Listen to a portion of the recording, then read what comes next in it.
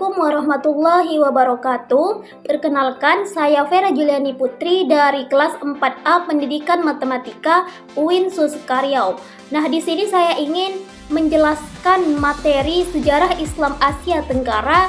Salah satunya adalah masuknya Islam di Jawa. Berikut penjelasannya. Baik, pada pembahasan pertama saya akan membahas mengenai masuknya Islam di Jawa. Nah, Islam tiba di Jawa diperkirakan pada abad ke-14, dibuktikan dengan nisan pada tahun 1368 di dekat Istana Majapahit. Nah, sangat dimungkinkan bahwa sebelum abad ke-14 kaum muslim telah berkelana sampai ke Jawa, dan bisa jadi juga terdapat orang Jawa yang masuk Islam.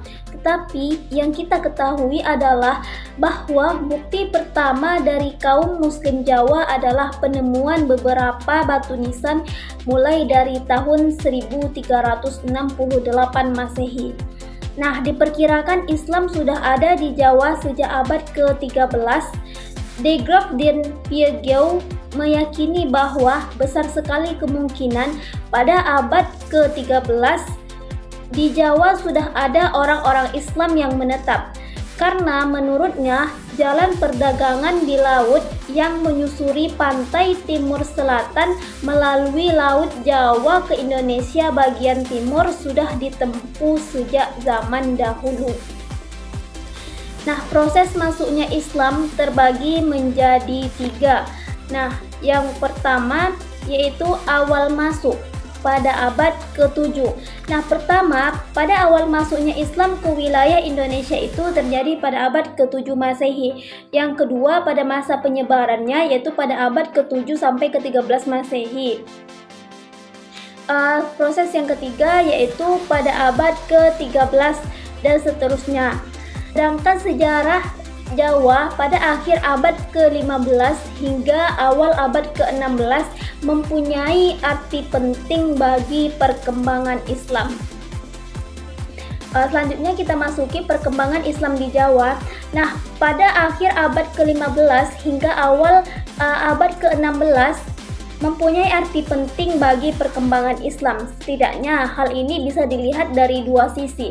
Yang pertama, sebagai masa peralihan dari sistem politik Hindu-Buddha yang berpusat di pedalaman Jawa Timur ke sistem sosial politik Islam yang berada dan berpusat di pesisir utara Jawa Tengah. Yang kedua, sebagai puncak Islami di Jawa yang dilakukan oleh para wali. Nah, kehadiran dan proses penyebaran Islam di pesisir utara Pulau Jawa dapat dibuktikan berdasarkan data arkeologi, sumber-sumber babat, hikayat, legenda, serta berita asing. Nah, di samping banyaknya peran kerajaan dalam proses masuknya Islam ke Jawa ini, peranan para ulama di Pulau Jawa juga sangat penting dalam penyebaran Islam. Nah, para ulama di samping sebagai pewaris para nabi juga berperan sebagai penyatu budaya lokal dengan Islam. Baik, selanjutnya kita masuki pembahasan kerajaan-kerajaan Islam yang ada di Jawa. Yang pertama, Kerajaan Demak. Nah, Kesultanan Demak merupakan kerajaan Islam pertama di pantai utara Jawa. Didirikan oleh Raden Patah di Gelagahwangi. Nah, kesultanan ini mewarisi legitimasi dari Majapahit dan menjadi pusat penyebaran Islam di Jawa dengan bantuan Wali Songo. Adapun beberapa poin penting yang harus kita ketahui pada saat kerajaan Islam di Jawa ini. Yang pertama, Raden Patah. Nah, Raden Patah melakukan Islamisasi Majapahit dan pengembangan Islam yang ada di Jawa. Yang kedua, Masjid Agung Demak dibangun oleh Wali Songo dan juga arsiteknya adalah Sunan Kalijaga, dan Masjid Agung Demak ini juga merupakan pusat dakwah para wali. Yang ketiga, Sultan Trenggono memimpin penaklukan Portugis di Malaka dan perluasan wilayah Demak. Adapun masa keruntuhannya, Arya Penangsang, penguasa Jepang, menantang Arya Trenggono yang merupakan Sultan baru. Jaka Tingkir, Bupati Pajang, membantu Arya Trenggono dan mendirikan Kesultanan Pajang setelah mengalahkan Arya Penangsang. Selanjutnya adalah Kerajaan Pajang. Nah, Kesultanan ini merupakan kerajaan Islam pertama yang terletak di daerah pedalaman Pulau Jawa dan juga merupakan kelanjutan dari Kerajaan Demak. Kesultanan Pajang bermula dari perebutan kekuasaan di kalangan keluarga Sultan Trenggono hingga Bupati Pajang Adi Wijaya atau Joko Tingkir. Nah, menjadi penguasa kesultanan setelah membunuh Penangsang. Nah, pada masa kejayaannya yaitu terjadi perebutan tahta setelah wafatnya Sultan Trenggono dan Sultan Adi Wijaya memperluas wilayah ke Jepang, Demak, Jepara, Padi, dan Banyumas. Menjadi kerajaan Islam pertama di pedalaman Jawa, memicu perpindahan pusat politik Islam dari pesisir ke pedalaman. Adapun pengaruhnya yaitu memperkenalkan kesusastraan dan kesenian keraton dari Demak dan Jepara diperkenalkan di pedalaman. Pengaruh agama Islam dari pesisir menyebar ke pedalaman. Selanjutnya adalah Kerajaan Mataram. Kerajaan ini muncul sebagai kerajaan Islam pada paruh kedua abad 16 Masehi setelah pamor Kesultanan Pajang redup. Nah, didirikan oleh Panembahan Senopati pada tahun 1586 Masehi. Kerajaan ini menandai era baru bagi Mataram yang sebelumnya kental dengan Hindu-Buddha.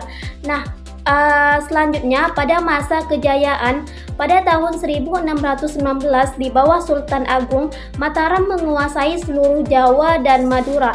Terjadi perubahan tata hukum dengan pengaruh Islam, yaitu peradilan Pradata diubah menjadi peradilan Surambi di Serambi Masjid Agung. Penghulu berperan sebagai mufti, hakim, imam, wadah hakim, dan amil 7 zakat. Nah, adapun konflik dan keruntuhannya, setelah Sultan Agung wafat, terjadi konflik antara Amangkurat I dan para ulama. Pada tahun 1647, Amangkurat I membunuh 5.000 sampai 6.000 ulama karena dianggap ancaman. Konflik internal dan campur tangan VOC melemahkan Mataram. Pada tahun 1755 Masehi, Mataram terpecah menjadi Yogyakarta dan Surakarta melalui Perjanjian Giyanti. Selanjutnya yaitu Kerajaan Cirebon. Islam masuk ke Cirebon sekitar tahun 1470 sampai 1475 Masehi. Cirebon melepaskan diri dari Demak setelah wafatnya Sultan Trenggono. Kesultanan Cirebon didirikan oleh Sunan Gunung Jati, Raja Islam pertama di Jawa Barat. Nah, mari kita mengetahui mengenai profil Sunan Gunung Jati. Sunan Gunung Jati lahir pada tahun 1448, wafat pada tahun 1568 Masehi. Berperan ganda sebagai penguasa dan ulama, menyebarkan agama Islam di Jawa Barat dan memiliki kewibawaan agama yang tinggi. Nah, selanjutnya perkembangan Kerajaan Cirebon. Cirebon awalnya di bawah kekuasaan Pajajaran. Cirebon merdeka dari Pajajaran dan menjadi kerajaan Islam. Sunan Gunung Jati berusaha meruntuhkan Pajajaran Islam dikembangkan ke daerah lain di Jawa Barat. Cirebon menjadi pusat perdagangan Muslim di Banten. Selanjutnya Kerajaan Banten. Sultan Hasanuddin, putra Sunan Gunung Jati, memerintah Banten setelah ayahnya. Ia memperluas wilayah Islam ke Lampung dan sekitarnya. Banten melepaskan diri dari Demak dan Hasanuddin menjadi Raja Islam pertama di Banten. Sultan Yusuf, putra Hasanuddin, melanjutkan penyebaran Islam dan menaklukkan Sunda Pakuan. Hukum Islam dan Kodi. Banten dan Aceh merupakan kerajaan Islam yang paling ketat menerapkan hukum Islam. Hukuman potong tangan atau kaki diberlakukan bagi pencuri. Kodi adalah jabatan ulama tertinggi di Banten. Kodi memiliki peran penting dalam politik termasuk menentukan pengganti sultan.